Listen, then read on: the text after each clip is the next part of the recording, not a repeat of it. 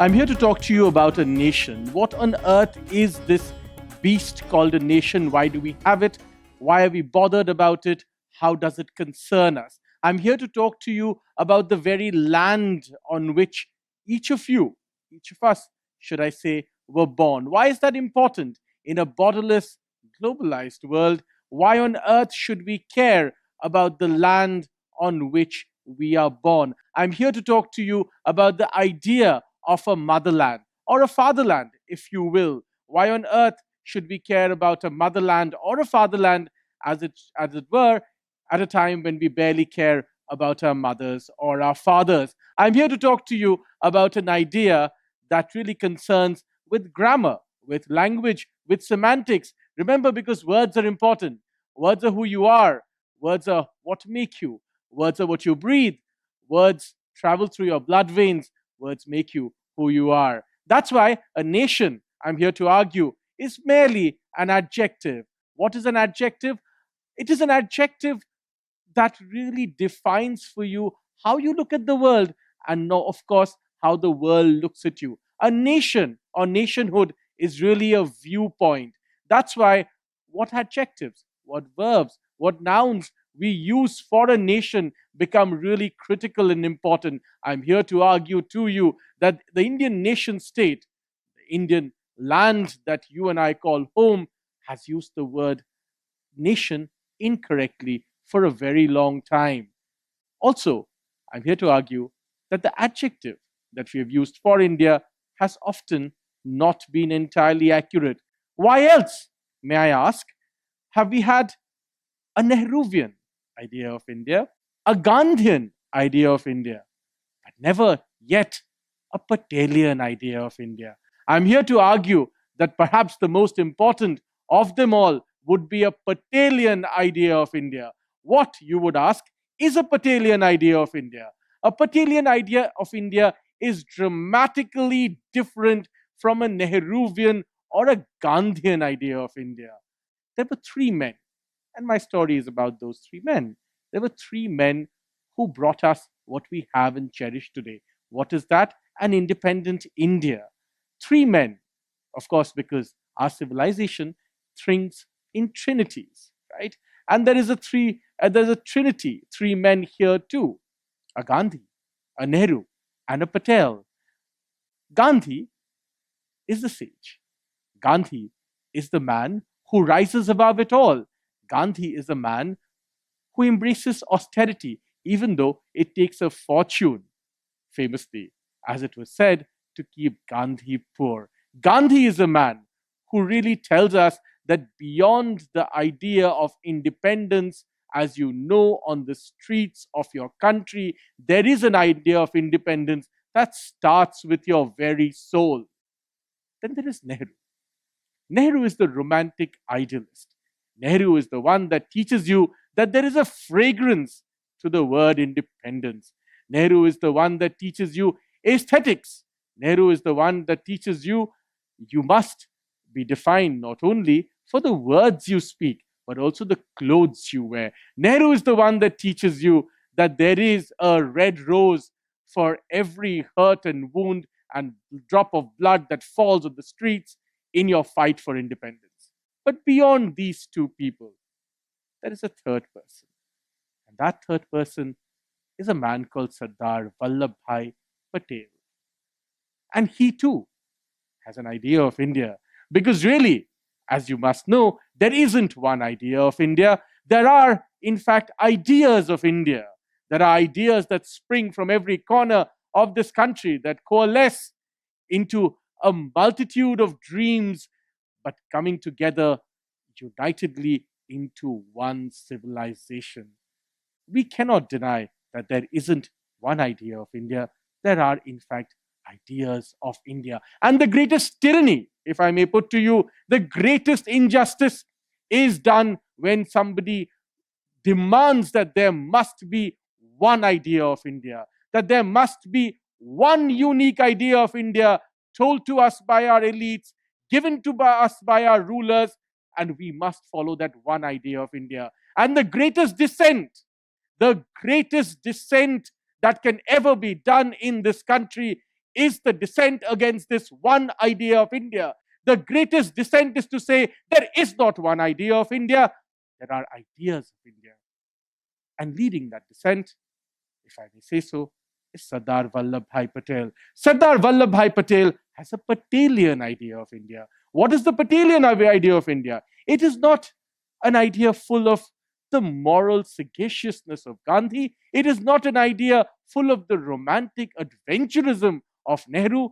The Patelian idea of India is an idea that springs from the very earth upon which the man called Vallabhbhai Patel stands. After all, he was a man who was the son of a farmer. I like to say that Panditji Jawaharlal Nehru wrote beautifully a book called The Discovery of India. There is one difference though. As beautifully as Panditji wrote a book called The Discovery of India, and as beautiful was Panditji's journey into discovering India, there was a difference with Sardar Vallabhbhai Patel. Because remember, Vallabhbhai Patel did not have to discover India. He came from India.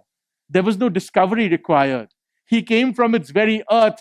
He had seen the earth being plowed. He had seen what it takes to break the earth and bring forth its bountiful fruit.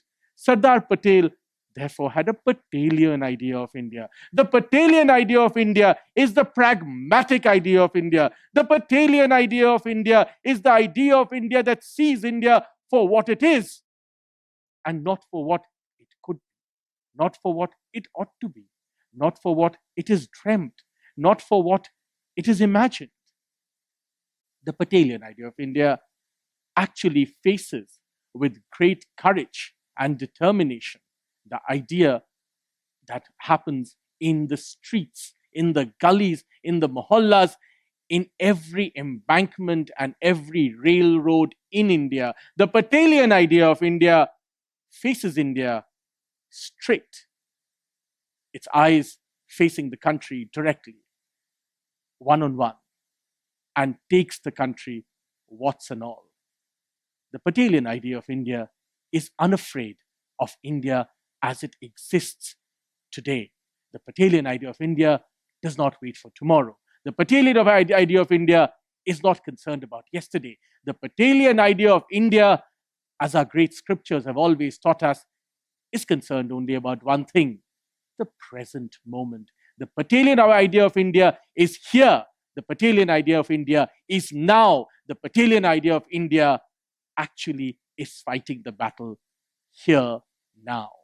The Patelian idea of India, which is, I believe, the most important idea of India, actually sees India for all its problems and looks for solutions. The Patelian idea of India is not looking for romantic solutions. Therefore, when the Patelian idea of India is confronted with bigots, it fights back. When the Patelian idea of India is confronted with terrorists, it shoots back. When the Patelian idea of India is bullied, it stands up. When the Patelian idea of India is told lies, it calls them out. When the Patelian idea of India is told that there is only one idea of India, the Patelian idea of India talks back and says, no, there isn't, in fact, one idea of India. There are many ideas of India.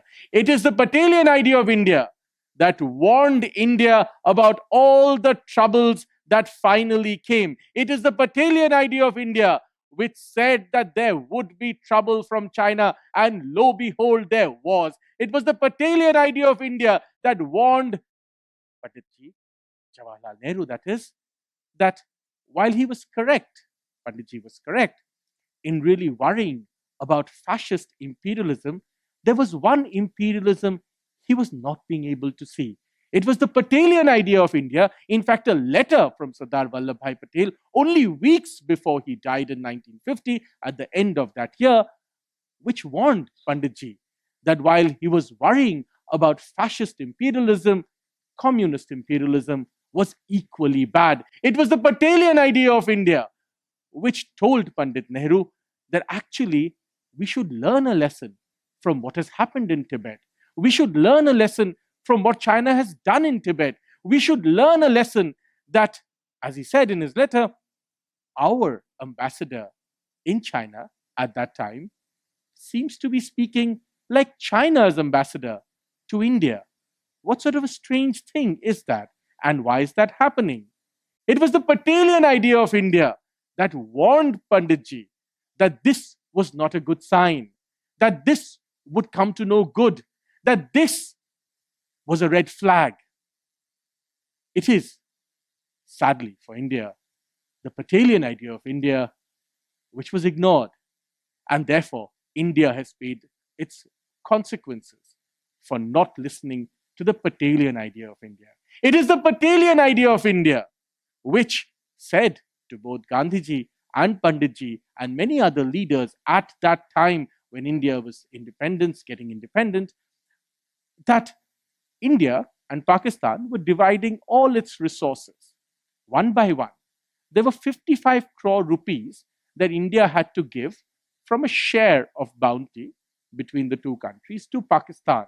It was the Patelian idea of India which argued that already there have been attacks from Pakistan in Kashmir.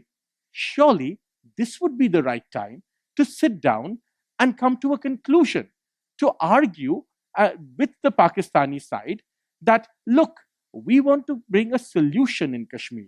Let's settle the border once and for all, and here is the money. It's ready for you. Please take it. After all, it's your money. But let's conclude everything.